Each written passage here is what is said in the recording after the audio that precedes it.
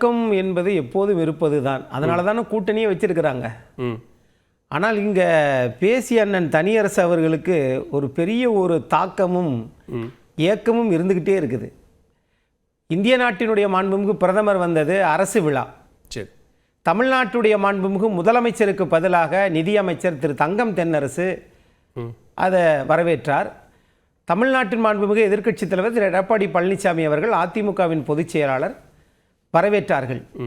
இப்போ இதில் என்ன ஒரு பூங்கொத்து கொடுக்கறதுல என்ன இருக்குது, ஒரு பட்டாடை போடுறதுல என்ன இருக்குது, இதை கூட அவங்க பண்ணலைன்னா அப்படிங்கிறார். ஆனால் அண்ணனுக்கு அந்த ஏக்கம் எனக்கு புரிகிறது. ஆனால் 10 ஆண்டு காலம் இரட்டை இலை சின்னத்தில் வெற்றி பெற்ற அண்ணன் தனியரசு அவர்கள் 1000 தலைவர்கள் நான் தான் முதலமைச்சராகன்னு சொல்லலாம். ஆனால் திரு சி.டி. ரவி பாஜகவினுடைய பார்வையாளர், மேலிட பார்வையாளர் என்ன சொன்னார்னா, எந்த ஒரு கட்சியாக இருந்தாலும் அதனுடைய நிறுவனத்துடன் தான் நாங்கள் கூட்டணி வைப்போம் என்று சொன்னதையெல்லாம் அண்ணன் அப்பக்கப்போ மறந்துடுவார். இருந்தாலும் திரு எடப்பாடி பழனிசாமி அவர்கள், திரு ஓபிஎஸ் அவர்கள், திரு டிடிவி தினகரன், சசிகலாமா இவங்களெல்லாம் இருக்கட்டும்.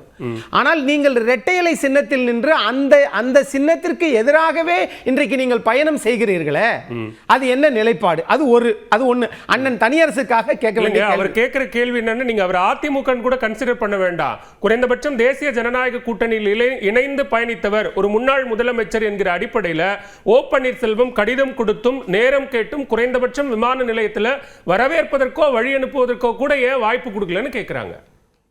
மரியாதைக்குரிய முன்னாள் முதலமைச்சர் திரு ஓபிஎஸ் அவர்கள் மக்களிடம் மரியாதைக்குரியவர் தான், நான் இல்லை என்று சொல்லல.